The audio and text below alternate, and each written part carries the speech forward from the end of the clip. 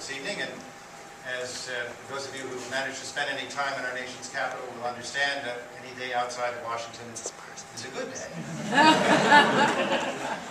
Those of us who are privileged to lead a life of the mind are, well, we're lucky enough in our professional lives to think as much about the past and the future as we do about the present. Tonight we're going to meet some amazing young people who've invented some wonderful things. Those of us with a little bit more experience of the future than they have understand that these great ideas, they may not pan out.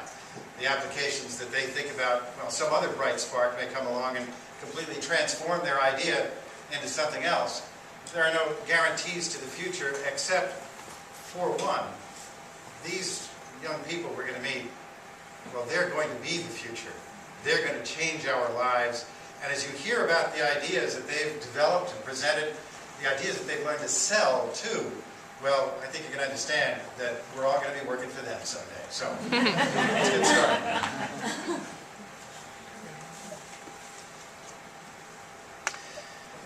As I mentioned, tonight you're going to meet 10 truly amazing college students who are at the forefront of developing new technologies that may someday have an impact on all of our lives. These students are here after a long journey that for many began with a childhood curiosity for science and math that was sparked by a parent, a teacher, a neighbor, someone who got them started thinking, or looking under rocks at a pond, or up at the stars, maybe just wondering how things work or how they might work better. Wherever these journeys began, that spark surely motivated this brilliant group of scholars to stretch the limit of what's possible in chemistry, physics, biology, and new, maybe yet to be named fields of science that they themselves are inventing. That's what got them all here to Chicago, where just yesterday they faced one of the real challenges of their young careers. A panel of 7 judges, 5 of them National Inventors Hall of Fame inductees, who grilled these young men and women about their inventions and the potential impact of their work on the world. The stakes? Some serious cash and the prestige that comes with winning the Collegiate Inventors Competition. These Hall of Fame judges are here with us tonight. Edith Flanagan was inducted in 2004 for her development of molecular sieves, porous and crystalline materials that can separate molecules on the basis of size. They are used commercially in all kinds of chemical processes, from converting crude oil into gasoline to producing oxygen for portable oxygen units to cleaning up nuclear waste. Bob Bauer is a 1997 inductee for the self-aligned gate field effect transistor. The SAG-FET, as it's called, is the DNA of modern integrated circuits. Today's sophisticated computer chips employ hundreds of millions of these transistors, making them the most replicated man-made inorganic object in history. Don Bateman was inducted in 2005 for the Ground Proximity Warning System. Since 1974, when the FAA made it a requirement for all large passenger jet aircraft to carry such equipment, there has not been a single passenger fatality from controlled flight into terrain crash in U.S. airspace. Before his invention, these types of crashes killed hundreds of passengers every year. Rangaswamy Srinivasan is a 2002 inductee for the ultraviolet excimer laser, the laser used for LASIK, a surgical tool used by eye surgeons to correct visual disturbances, including nearsightedness, farsightedness, and astigmatism, in most cases eliminating the requirement for corrective lenses.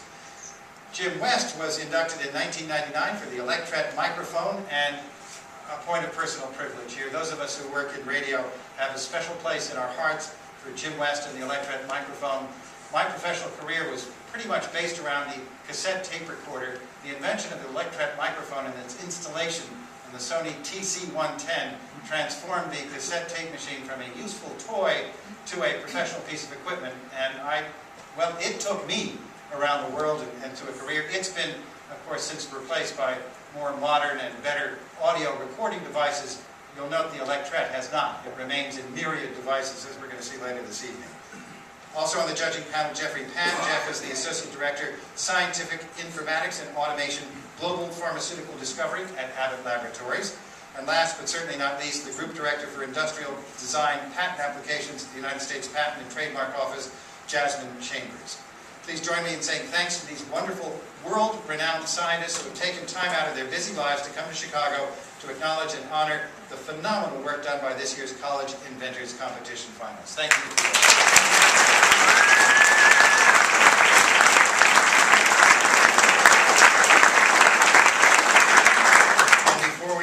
tonight's undergraduate finalists, I want to remind everybody about the prizes that we're awarding tonight.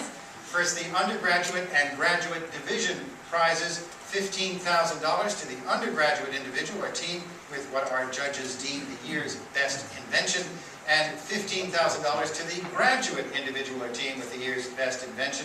Each of them will also receive a nice little $2,500 check for their advisors. But those applicants who did not get the division prizes, well, they should remain on the edges of their seats. The grand prize remains $25,000. It goes to the individual or team chosen by our judges with the best overall invention in this year's competition. The grand prize winner's advisor will receive $5,000. In addition, all of tonight's prize winners, undergraduate, graduate, and the grand prize, will receive a certificate from Bridgestone Americas, thanks to Invent Now board member John Wood for a brand new set of Bridgestone or Firestone tires. I think that's really on behalf of their parents. And of course, everyone in this competition is a winner, so even the finalists or teams who don't win tires or one of those other prizes will still go home with $2,000, and good luck to all of our finalists. Let's get started. First up is an undergraduate inventor who goes to school right here in the Chicago area, Stephen Diebold.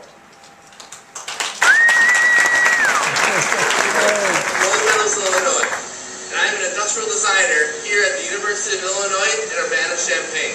Ever since I was about 10 years old, I realized I really enjoyed drawing, and that continued up through elementary, into high school, and just made me make my decision to go into somewhere in the fine arts in college. When I came into college, I was torn in between either doing art education or graphic design, until I had heard an industrial design professor give a presentation on the kind of products and the kind of problems that he was involved with. It was a great combination of using your artistic talent as well as some applied engineering or solving design problems. It was a very good combination of the two, and something I could really relate to. Congratulations, Steve. Before Steve and I sit down to chat, I want you and our audience to meet Ed Gray. Ed is the president of the board of directors of the National Inventors Hall of Fame. His job here tonight is to hand out these nice finalist medals. Steve?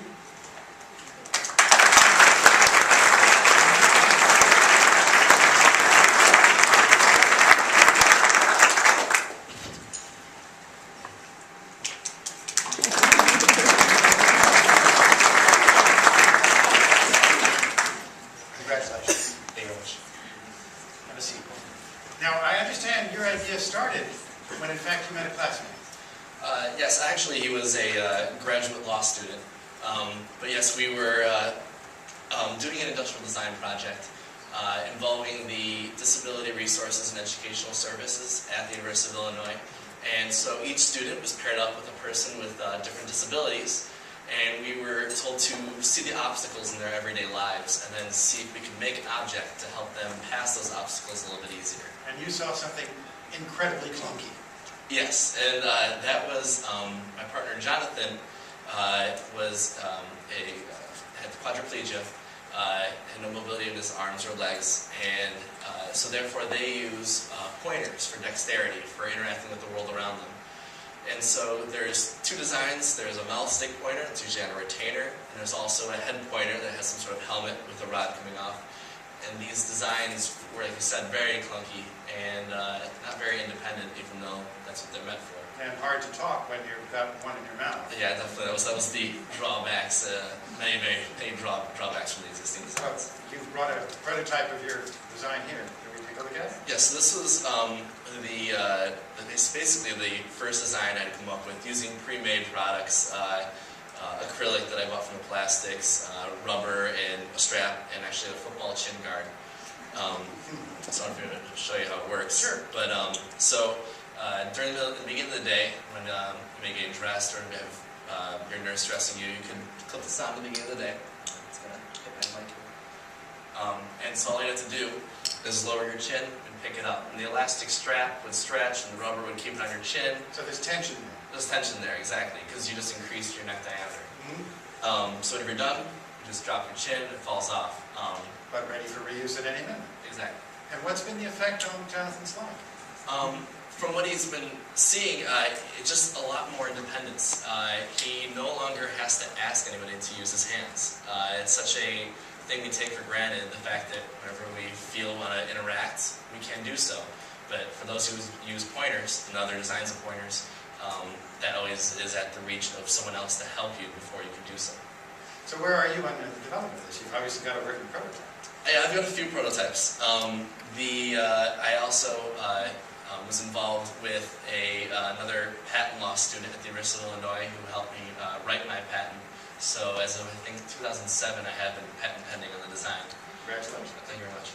And so I would like to keep changing it. There's a lot of improvements that need to go through. I want to get this out to more people and really get a lot more research done so I can really make this a pristine model. Congratulations. It's a remarkable device. Thank you very much.